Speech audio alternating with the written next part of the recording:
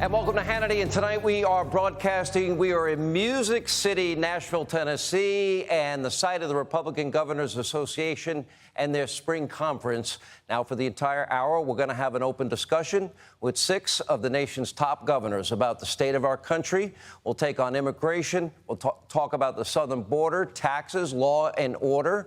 We'll also be talking about what works in the states and what I have been telling everybody and been listing as well. What does it mean to be a conservative? What are the policies that work for you, the American people, the conservative movement? For me, it's simple. It's liberty, it is freedom, it is capitalism, our Constitution, including our First and Second Amendment, low taxes, limited government regulation, choice for our kids in school. Oh, we do need integrity in elections. That would be voter ID laws to begin with, signature verification, partisan observers that can observe, and, of course, secure borders. We believe in free market solutions for health care while protecting people with pre-existing conditions. We believe in law and order. Without law and order, guess what? You can't pursue happiness. Free and fair trade, election integrity, and constitutionalists on the bench, and peace through strength. For me, that about sums it up, and hopefully the governors will talk about what matters and what's been working in their states. Now, we'll tell you what we're against as well. Cancel culture, defunding, dismantling the police, the so-called bail reform where you get arrested, they let you out the same day without paying a dime, high regulations, draconian COVID-19 shutdowns that are still affecting so many people in the country, the Democrats on parties, unholy alliance with the teachers union, and allow me to spell out a few of the basic undeniable facts that even, well, if Sippy Cup is awake, which he's likely not, might he even be able to understand. The fastest growing state in America by percentage is the state of Utah. The fastest growing state by sheer numbers is the state of Texas. The fastest growing region in the U.S. is the South. When the pandemic hit, millions of Americans, they flocked to Florida. And meanwhile, New York, California, Illinois, they all lost seats in the 2020 census. While states like Texas and Florida, North Carolina, they all gained seats. Freedom, individualism, safety, security, key issues related to your prosperity. If Republicans, you want to take back power in Washington, you want to stop this power grab that we all talk about, the America First, Make America Great agenda, I think needs to be articulated by anybody and everybody running for office. So without further ado, joining us now for the hour, we have New Hampshire Governor Chris Sununu, soon to be called Senator, if he would take my recommendation, but apparently he's resistant. Iowa Governor, RGA Vice Chair Kim Reynolds is with us. Arizona Governor, RGA Chairman Doug Ducey is here. Florida Governor Ron DeSantis is with us. South Dakota Governor Kristi Noem. And the governor of the great state of Tennessee that is hosting all of us is Governor Bill Lee. And we're joined also by a live audience. You are free to yell anything you want at any time. Okay.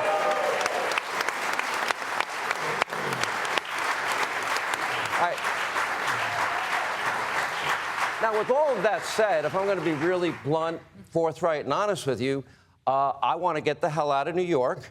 And I want to see which of you is going to offer me the best deal. Because I'm sure you can. Oh, you're jumping in right away. Sean, you and I have talked about this. I have my DMV on standby. You will get a driver's license minute. We'll register you to vote. This will happen very quickly. Well, you just need to pull the trigger. All right, now, we've been talking about this for years. I've owned property for 15 years. But I also like Mount Rushmore, yes. And I also like country music. You are here. And I want to be an Iowa farmer. The only one who might lose out here is Arizona Governor, because that dry heat thing is pretty awful in the summer. And Governor Sununu, I already have a Live for Your Die license plate already with your name on it. So, well, thank you all. Well, Governor, you're a hosting guy. Let's start with you. So we have this mass migration from big blue states with high taxes, burdensome regulation, draconian shutdowns, and then we have the Republican governors that have very different models. Let's talk about it generally. Yeah. Well, our model you can see out on Broadway. It's open. Our businesses are open. People are going to restaurants. They're going to bars. There aren't any masks. This pandemic has been quite a distraction to all of America, for sure, to say the least. But the health crisis is over. The emergency is over. We have fully opened up and are moving our state forward. And the reason that we're doing that is because we follow the science. And, you know, the left likes to say, follow the science until they don't. Yeah. You can't follow the vaccinated Joe you with can't the say follow vaccinated the Jill, science. outdoors, Yeah. socially distanced, walking into Jimmy Carter's house with a mask on, then taking it off in front of the old people. You can't. That was brilliant. You can't say follow the science and keep kids out of school. Right. And you can't say follow the science and wear a mask after you're vaccinated, or you certainly can't put COVID patients back into nursing homes if you follow the science. Thank you. None of you did that. No. Thank you for having enough sense. Amazing. Governor Nolan, you were on the show regularly throughout this pandemic. South Dakota never shut down. Never. We didn't close a single business ever. In fact, in South Dakota, we didn't even define what an essential business was, because according to the oath I took to the South Dakota Constitution, the U.S. Constitution, I didn't believe I had the authority to tell anybody that their business wasn't essential. I told my people I would trust them and that I was going to let them use personal responsibility to take care of their families, but keep their doors open, provide for their employees and their customers. And the people of South Dakota, appreciated it. We never issued a shelter in place, didn't mandate any masks or anything. And today we have the fastest growing GDP in the fourth quarter at 9.9% in the country. Our unemployment's 2.8%. We have the least amount of jobs lost, businesses closed, hours lost, wages lost from any employee in the country. And so what we did is we used conservative principles that we all talk about all the time. We've talked about them for years. We did them. And we're proving that it worked. And so that's really the story that I think we need to tell about 2020, is that leadership has consequences. And you just look at Democrat states and what happened to families and businesses there. You look at Republican states and how they're growing and they're thriving, and what all these leaders up here did, how it works for the American people. So we talk about statistics and facts all the time, but those stories are going to be powerful when we change the majority in Washington, D.C., and we change who's in the White House. One interview very early on, you said to me, I trust the people of my state, and I believe in them, and it paid off well for you. It did. You know, Governor DeSantis is so funny because you got a little row or two with your buddy Andrew Cuomo in New York, and, you know, I'm looking at these other states that kids still aren't in school. Florida schools have been open since August. How is it possible they're watching you do this successfully and they still don't learn from it? Well, I think it's been probably the biggest mistake, tragedy, is locking these kids out of school. They're not following science. This is politics and ideology, and quite frankly, it's a disgrace. I was in Baker County, Florida. They celebrated the 180th day of being open, the full school year. They did the full school year, finished it today from the very beginning, and every single parent from the beginning had the right to send their kids to school in person. I think there's obviously a lot of other policies that really mattered. Obviously, we prevented COVID patients from being sent to nursing homes. We created COVID-only nursing facilities to protect the most vulnerable. I think that mattered, but I can tell you, locking kids out of school for over a year, that's going to have ramifications for our country and those states. That's not going to be days, weeks, months. It's going to be years. And some of these kids are not going to have a future as a result of those bad policies. You may not remember, but the very first interview we did once we began to understand how severe this was, you told me, and I never forgot it, that you mobilized every single state agency in Florida to protect the elderly, to protect the older population in your state, which is significant. Yeah, and so the results are 40 states have higher per capita mortality for age 65 and up compared to Florida. So we're one of the top 10 safest states for seniors. We prioritize our seniors for vaccination. CDC was saying do equity and political considerations. I said, no way. If you're 65 and up, we're getting you the vaccine. And I think we've done like 4 million seniors who've had vaccines. And places like Publix, free of charge, because they wanted to take care of their community. And you know what, Sean? And CVS and all these other That things. would not have happened had President Trump not put the pedal to the metal, got those bureaucrats in line, and said, we got to come up with this vaccine. If Biden had been president, this would have taken 3 or 4 years to be able to develop these vaccines. So you think about, we started vaccinating seniors in December. We hit 1 million seniors in January, 2 million February. I mean, those are lives that were saved as a result of that presidential Well, leadership. I think saying President Biden and warp speed, they're direct opposites. I don't think anything is done. I'm just saying, by the way, the governors are not going to be responsible for any of the things I say as a talk show host. I give this disclaimer. Senator Sununu. That's my brother. That's my brother. You go talk to him. Unrelenting. You know, you have a state motto. Live free or die. Yeah. It's the title of a great book that came out before the election. I don't know if you heard about it. I've read it cover to cover. Okay, Twice. thank you, Senator. But in all seriousness, you made a lot of the same choices that these governors made. The mistakes were made in New York, in New Jersey, in Pennsylvania, in Michigan, and California.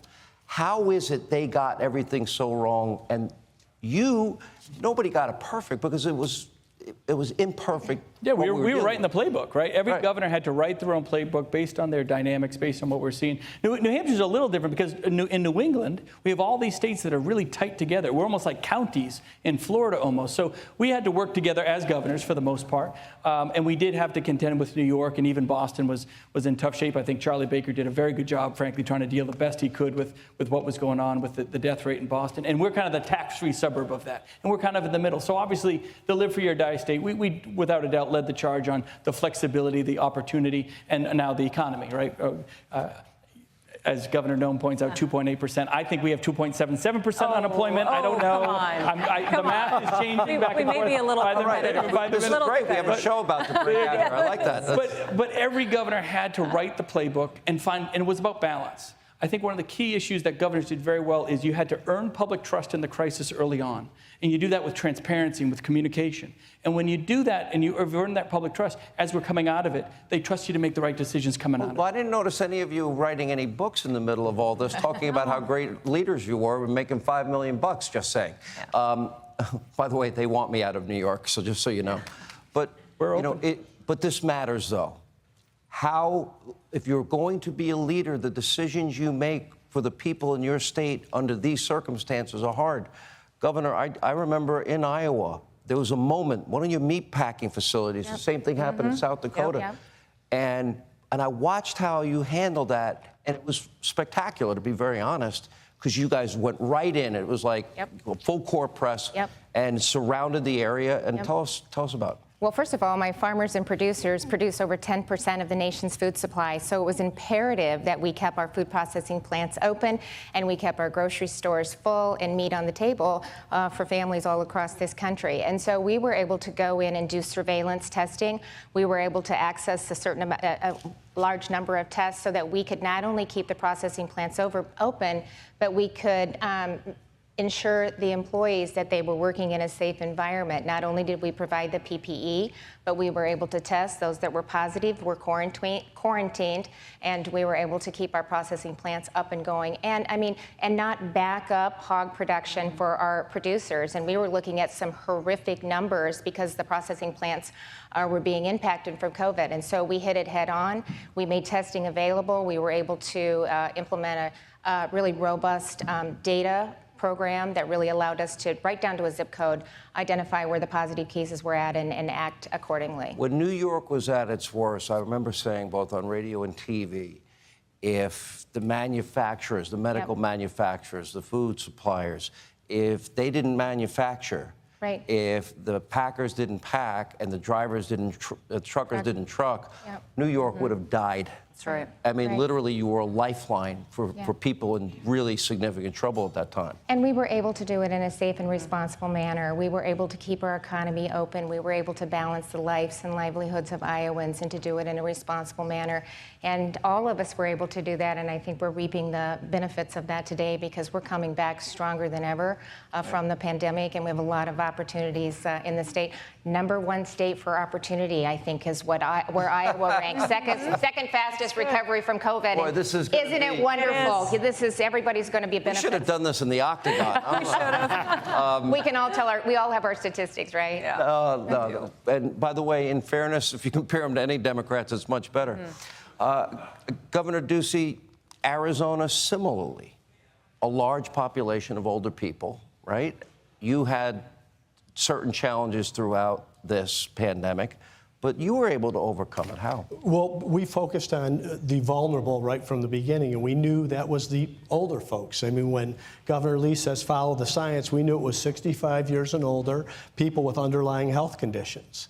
And this conference call that we would hold as governors, we came to some conclusions that we were going to prioritize lives and livelihoods, and all of us were going to err on the side of liberty and limited government. It was going to be a light touch. We were going to listen, inform our citizens, trust our citizens. I believe Arizonans have common sense. And Sean, it was a tough year. I mean, there's no winner in a COVID year, but you want to do the right thing so that your state can navigate through it and come out of it healthier and stronger. On the other side, that's where Arizona is. We're leading the country in personal income growth. And if you don't like the dry heat, you've got to check out Flagstaff, Arizona, or the White Mountains. That's actually a good point. I remember being out there one summer and I walk outside of the radio station with J.D. Hayworth, and I'm like, I can't breathe. It was really rough.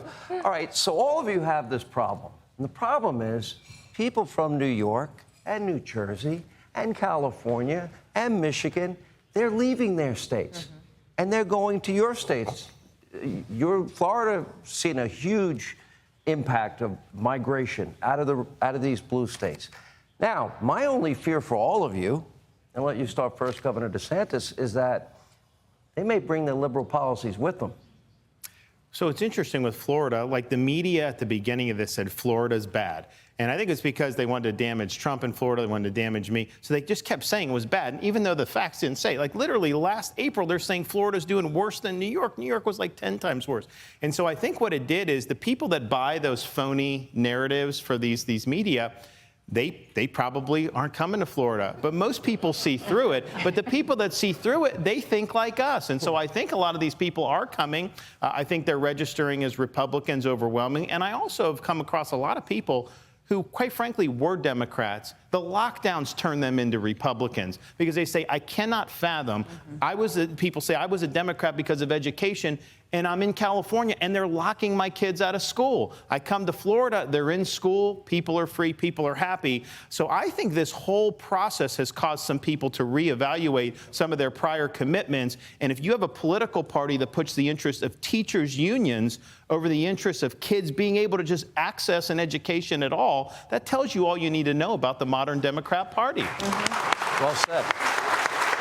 Governor Noem, I actually have noticed, I've taken great note of the ads that you were running saying, come on to South Dakota, we openly welcome you, and specifically, and you did the same thing, many of you have, with law enforcement. We'll get to that in a little bit. Yep. But you're saying this is an opportunity for the state of South Dakota to grow, and you are enticing people to come. Yes, I ran for governor on the fact that I was going to bring the next big industry to the state, and I was going to grow the state, that we wanted it to be a place where our kids got out of school and wanted to raise their families there, surrounded by the people that they love. What was interesting is I also ran on South Dakota being an example to the nation, and what's happened during this pandemic has allowed us to tell our story. The thousands of people are moving to our state. And when you ask them, they say that they're moving there because they want to live somewhere that the government respects them. They want to live somewhere they can be free. South Dakota wasn't on their radar a year ago to move to, but it is now. And they wanted to live where they could have a quality of life and they'd be respected. We did 1 week of a national advertising campaign to law enforcement officers and told them, if you want to live somewhere where you're supported, where people respect you and will help you take care of your families and be successful, come to South Dakota. And in that 1 week, we had hundreds and hundreds of applications from 41 different states of law enforcement officers that said, I want to live there because I know they truly respect law enforcement and they'll appreciate my service. And I know you, Governor, gave an incentive. You actually gave a bonus to everybody. Tennessee, now I love Nashville because I lived 90 miles south off I-65 when I was in Huntsville, Alabama. And I see the growth, the property prices are soaring, opportunity is soaring, business, Music City, right, USA. Tower cranes everywhere out there. Yeah, exactly. A lot happening. But it's Florida, it's Texas, it's South, it's all the states. I don't want to single all of them out here. But these states are all growing and benefiting. What is the key component? Is it liberty? Is it freedom? Is it low taxes? A combination? I think that people from all over this country are looking around unsatisfied in many states, the ones that we all know about, with life, in particular, life in the last year. And they've been looking for a long time, but suddenly the differences between our states and those blue states are stark. You know, their kids have been out of school for a year. In Tennessee, all of the kids are in school. In fact, we have a strong school choice program. Are they wearing masks? They're not wearing masks. In a couple districts, they are. We have a law in this state that allows districts to make that decision. But I've said I don't think any kid ought to wear a mask. Why? If you want to follow the science, you wouldn't have kids in a school wearing masks when kids do not get sick from COVID. That's science, and that's what we ought to be doing. But school choices in states like ours, parents get to choose. Tennessee's the third lowest tax per capita state in the country. We just announced 2 major ECD moves, enormous companies that have decided to move, one from California, one from Michigan, to put their locations here in this state. Our regulation in this state is really different than it is in these states that have actually increased regulation. Our taxes have been reduced. We cut taxes this year.